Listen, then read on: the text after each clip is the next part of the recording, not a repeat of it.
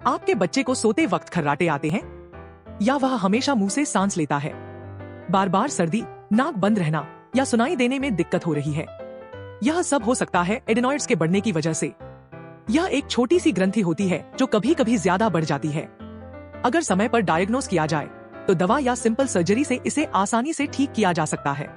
Treatment के बाद बच्चा फिर से अच्छी नींद लेता है, खुशी से खेलता है और एक्टिव महसूस करता है। अगर आप भी ऐसे लक्षण नोटिस करें तो देर न करें, मिलने आएं। डॉक्टर सलोनी सिन्हा ईएनटी क्लिनिक, जहां मिलता है एक्सपर्ट ट्रीटमेंट, वो भी प्यार और केयर के साथ।